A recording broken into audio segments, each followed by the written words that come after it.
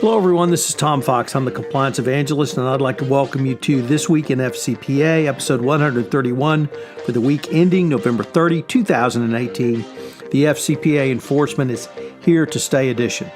As we prepare for the December holiday season, we consider the SEC and DOJ's strong affirmation of aggressive FCPA enforcement is here to stay, changes in the Yates Memo and the plea for increased cooperation by the Department of Justice, and some of the week's top other compliance and ethics stories. But first, a word from our sponsor, Affiliated Monitors. Founded in 2004, Affiliated Monitors provides professional independent integrity monitoring and ethics and compliance assessments nationally and internationally and across almost all industries.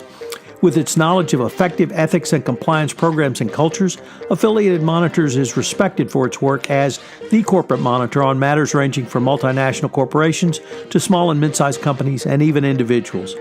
Having served in over 700 monitorships, no one has more experience as an independent monitor than the team at Affiliated Monitors. For more information on how an independent monitor can help improve your company's compliance and ethics programs, visit our sponsor, Affiliated Monitors, at www.affiliatedmonitors.com. So, what are some of the stories we take a look at this week?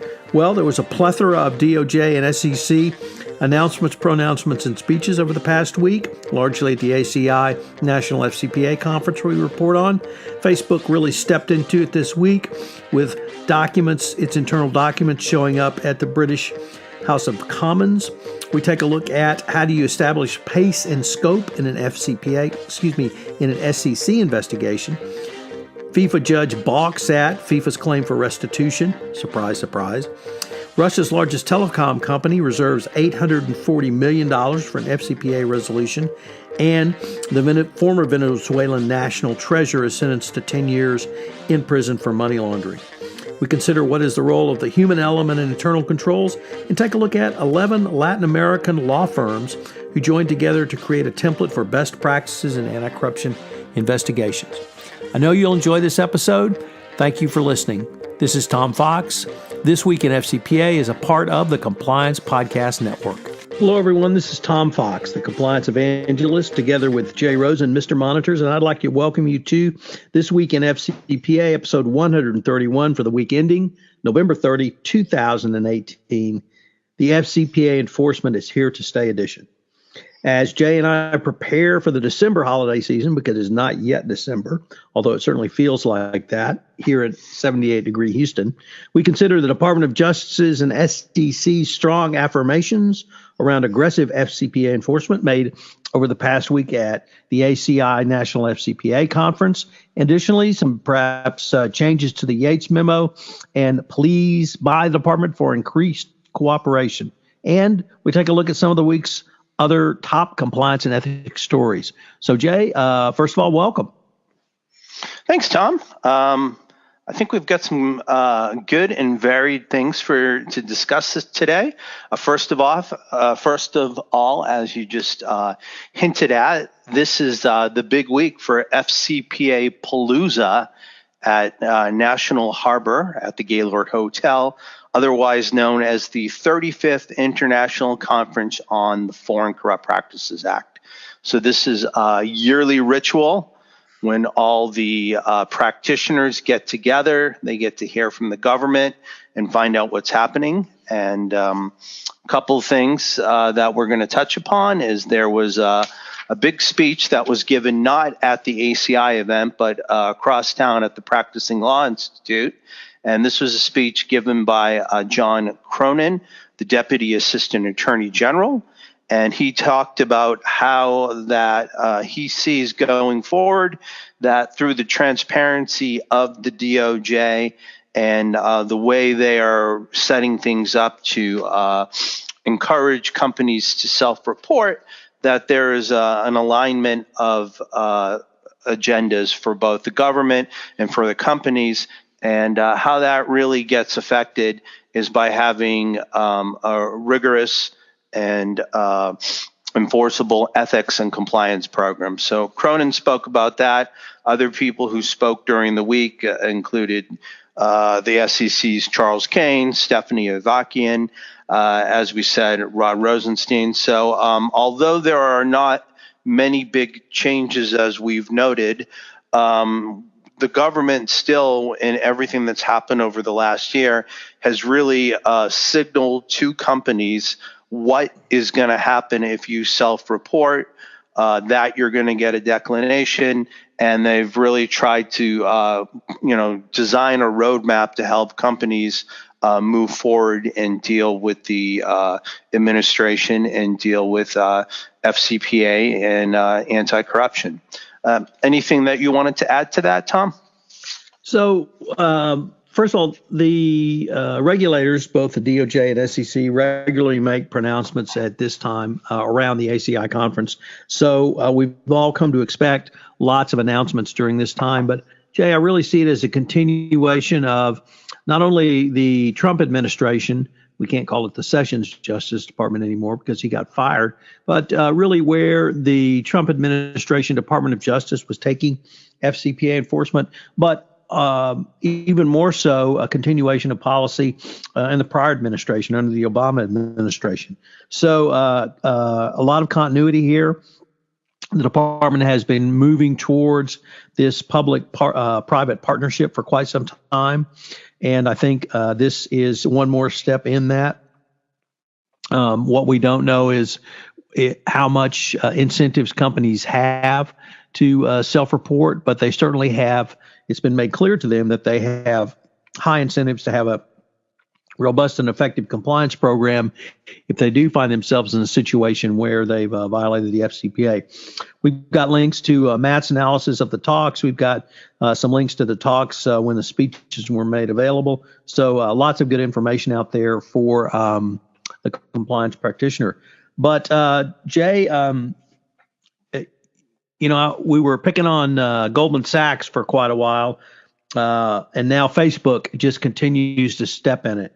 And they stepped in it in a huge but rather different way earlier this week when a company called 643, who is in litigation with Facebook, they had to obtain certain documents around Facebook's policies of working with apps and data privacy, app creators.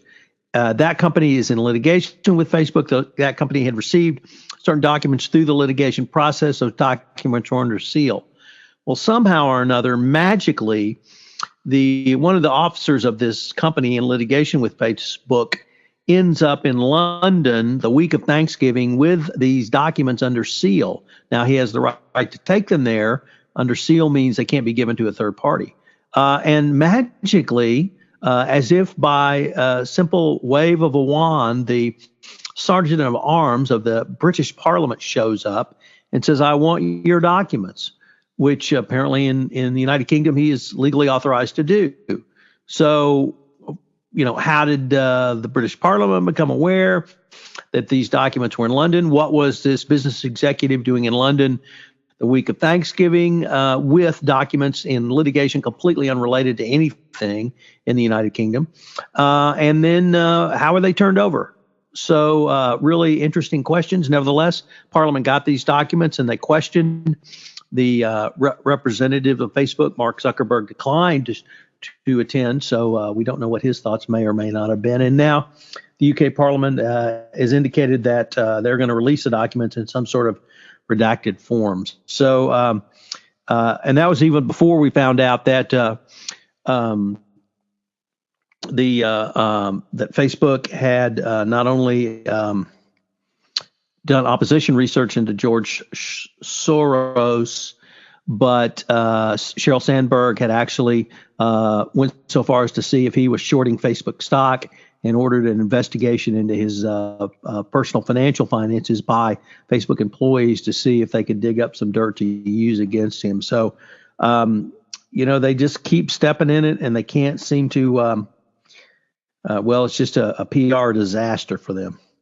So you can't make this stuff up, Tom, but I'm wondering, might it have been even more interesting if that man with the documents made a trip over to the Peruvian embassy and wanted to see if there's anybody there who might have some information that they might want to share on the internet? That's certainly a a time-honored tradition. So next up, we're asking the question is, how do you establish the pace and scope in an SEC investigation? And we're turning to Dan Portnov, who's we've picked up before. And this is the third part in a series of posts that are written for non-lawyers. So that's why I'm allowed to talk about this story. And Dan tells us that unless you're Elon Musk, the SEC may not make very clear the theory it has as to what you did wrong. Instead, the SEC Enforcement Division may have a broader, vague idea of the alleged misconduct, and they may start a formal investigation. What tends to happen there is you will get an order from them, and sometimes it's a subpoena, sometimes it's a document request, but basically it's a little bit of I guess a fishing expedition to see what you have. And the things that you might encounter at that stage is that, first of all, you might understand that this request is aspirational and not realistic. They may ask for more documents than you have, or they may be too ambitious. Sometimes there is going to be a statute of limitations on what you can share, with there being a 5-year statute of limitation in securities laws. Document retention requirements and policies come into play. You may not have the documents now because they've been destroyed properly. You need to educate your staff in order to limit the time and the expense of the investigation. And as we said before, sometimes enforcement will request a broad swath of documents. And you can do rolling productions and follow-up requests. And one of the things really to think about at the end is that maybe instead of a purposeful production, you might actually want to cooperate. And this would be just in terms of whether you have problematic or illegal conduct without good faith justification or mitigating circumstances. And at this point, you might be in a stronger position to work with the regulator as opposed to, being non-cooperative. So it's a great piece, and we've linked to it in the show notes. And I recommend going back and reading parts 1 and 2 as well as this. Next up, Tom, your favorite global sports league. What's happening with FIFA? So, Jay, FIFA had some untoward news this week that a federal judge refused to allow it and 2 related organizations to obtain restitution by recouping money from 2 former soccer officials convicted of corruption offenses. In the first instance, FIFA had sought nearly $28 million in restitution for its investigative costs, and the court called this patently frivolous. That's as strong a statement as you get from a judge. FIFA had not done an investigation until the Department of Justice actually arrested defendants, so they were not doing this in any way to cooperate with the government.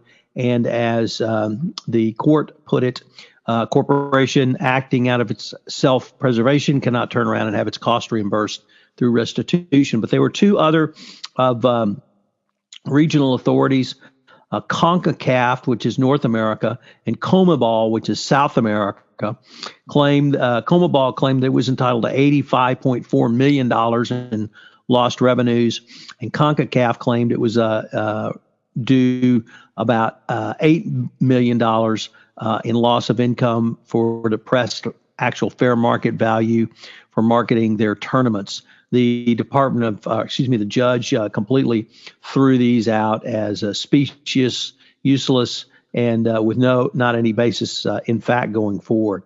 So complete throwing out what actually I should say both CONCACAF and CONMEBOL did get some restitution, which was in the form of the salaries paid to the corrupt officials while they were working for these regional soccer federations. So FIFA and its regional soccer groups, once again, are not doing very well in court. We had some interesting news, or at least potential interesting news, on the FCPA and perhaps even greater anti-corruption front, Jay, out of a Russian telecom company. You want to tell us about that? Sure. When I say Uzbekistan, what do you think about? I think about licenses to sell phones.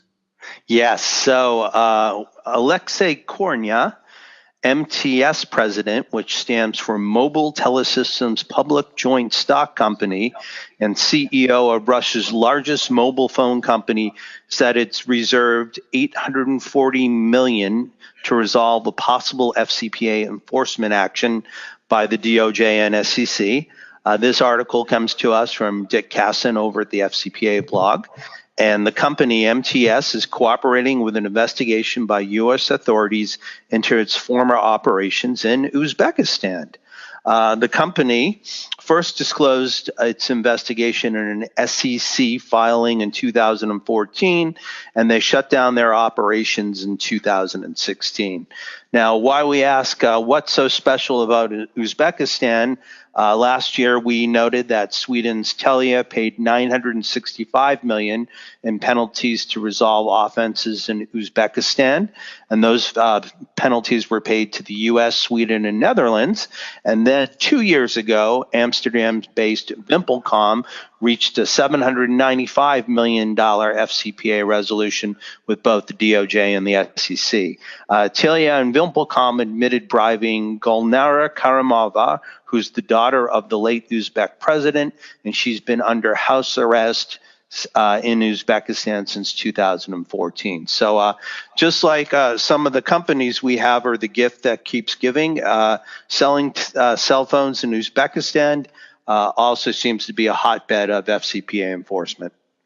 So Jay, for those keeping score at home, that is previously announced bribes paid of nearly $1.75 billion. And now we have potentially another $840 million on top of that. So that's somewhere in the nature of $2.5 billion. These were bribes paid to one person, and that's Ms. Karimova. She may hold a record for the single largest receiver of bribes, or single largest amount of bribes received, but by multiple companies. But these numbers that were paid are just staggering if this report's correct. So I think you're still going to keep us in the $1 billion club. Why don't you tell us about the former Venezuela treasurer and what he's been up to? So we have Alejandro Andrade, the former Venezuelan national treasurer from 2007 to 2010, who previously pleaded guilty to money laundering conspiracy. His plea was unsealed last week, and he was sentenced to 10 years in jail for his role in laundering up to $1 billion in bribes. The bribes were paid. Receiving the bribe is not an FCPA violation. It's a money laundering violation. But the paying of the bribes is an FCPA violation if you're a government official or an official of a state-owned enterprise. And he's alleged, or he helped prosecutors bring an FCPA and money laundering case against Raul Guarin, a Venezuelan who owns the Global Vision News Network. He being Alejandro Andrade, forfeited $1 billion in personal assets, including bank accounts, aircraft, real estate, vehicles, horses, and watches. He lived in Florida. And that means that's the ill-gotten gain he received. So he had laundered himself over $1 billion, which maybe in today's world is not what it used to be, but it sure ain't chicken feed. Tom, here's did you note this? We also picked up the article from Sam Rubenfeld over at Wall Street Journal Risk and Compliance, and he said that among the 17 horses that Mr. Andrade had names such as Bon Jovi, and this is the one that tickled me, Tupac Vanda Vroombomsha 2. So he certainly had a very high lifestyle living there in Wellington, Florida. Kind of like prestigious Simi Valley. Yes. So next up, we have an article from our colleague Tom Gorman, who has an excellent website that he publishes called SEC Actions. And this week, he's taking a look at the internal accounting controls and how, in addition to looking at those controls, there's usually a human element involved. So he took a look at two cases. One was a cyber-related fraud case, and another one was Vantage Drilling International, which I believe we've spoken about for the last 2 weeks. And in each of the situations, besides looking at financial controls, there were issues where the human element came in and definitely affected what happened. With regard to Vantage Drilling, they were working with Director A, who was supposed to help them finance an operation, and he was working at a dry dock where another company was working, and Director A was purported to have saying that he couldn't even afford to pay for terms of another contract. When they heard about this, nothing was done about Director A, and they continued to move forward, and this put them in a position of the scheme that was uncovered during Operation Car Wash. The same thing happened in this cyber fraud case, where there were certainly red flags along the way, and although you may have controls to point out the red flags, if you don't have humans to actually see the red flags and take action on it, then you're in the same position. So this is, sometimes, not sometimes, but we usually hear internal accounting controls. But this really, in this very good blog, Tom talks about the human aspect that needs to be considered as well. Next up, we have some news about Latin America and working in developing best practices for investigations. Sure, Jay. So we had a very interesting article in Global Investigations Review by Melissa Van Brunerson that 11 firms in Latin America, firms from Brazil, Mexico, Chile, Uruguay, and Argentina have banded together to create a network aimed at developing compliance best practices. It's led by Tazini Farrar, a well-known law firm in Sao Paulo, with Shin J. Kim, who is a well-known compliance practitioner. She's been a director of the SEC CE in the past and regularly attends conferences here in the United States. And what they're trying to do, Jay, is to really help facilitate the bridging of the knowledge gap around anti-corruption investigations in South America. One of the things that we have observed out of the car wash Lavajito investigation is the obviously the Odebrecht case, and then how Odebrecht expanded out to many other countries in South America. So having this sort of resource of the law firms banding together, I think, is only going to help facilitate companies learning to do business more in compliance and have a set of investigative best practices which will allow a much more robust and effective investigation. It's the group is called the Latin American Compliance Investigation League, and I'm very excited for what they put together and look forward to seeing what they come up with. Maybe you need to join them at their next get-together, Tom. Perhaps. So if you're going to be in Houston over the next couple weeks before the holidays, Tom has a couple of events that he'd like to invite you to check out. Right. So, Jay, I'm putting on a half-day compliance best practices program at the Houston chapter of the ACFE, Association of Certified Fraud Examiners, on Tuesday, December 11th. And then the Houston Compliance Roundtable, which is a roundtable I founded several years back, or co-founded with Mike Snyder. We're going to be meeting both our Midtown group at Rowan Drilling and the Woodlands group at Nexio.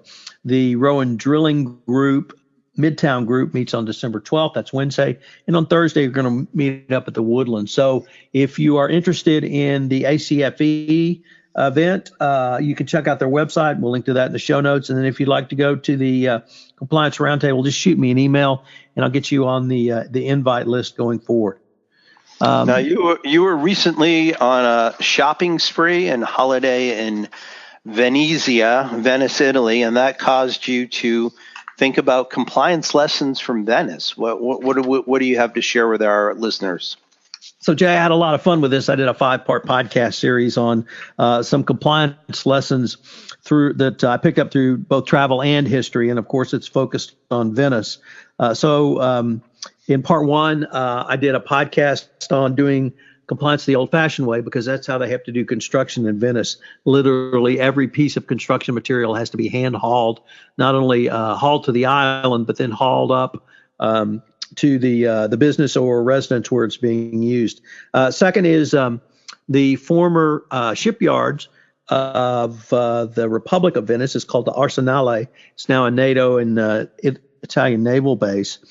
But I talked about that in terms of incentives and discipline in your compliance program. I took a look at the invisible hand of the market and how risk assessments really need to be attuned to that by considering the street vendors of Venice and selfie sticks. The Venetian gondoliers, probably the most ubiquitous image of Venice, really gives you a great lesson on getting out of the office and using your lungs. And then finally, you may not have known this, Jay, but the internal reporting system that many of us now use and advocate, hotlines and other anonymous reporting, actually was developed in the city of Venice when it was a republic. And they had a symbol of Venice as the Lion of St. Mark's, and they had lions across the city with an open mouth, and you would put in a complaint that either anonymous or signed, and then that would be investigated. So into the lion's mouth and how that relates to your compliance program, all on this week on my site, also available on iTunes, JD Super, YouTube, and Libsyn. Great. I do remember that story about the lion's mouth. So the first complaint box. So very cool. So on behalf of Tom Fox, the compliance evangelist, and myself, Jay Rosen, Mr. Monitor, we'd like to thank you for joining us for This Week in FCPA, episode 131 for the week ending November 30th, 2018. The FCPA Enforcement is Here to Stay edition. Thanks so much for listening in, and have a great weekend. Hello, everyone. This is Tom Fox again. I hope you enjoyed this episode of This Week in FCPA. If you have any questions, you can email Jay at jrosen@affiliatedmonitors.com. You can email me at tfox@tfoxlaw.com. Thanks again for listening to this episode, and I hope you'll join Jay and I again next week, where we take a look at some of the week's top compliance and ethics stories. This Week in FCPA is a part of the Compliance Podcast Network.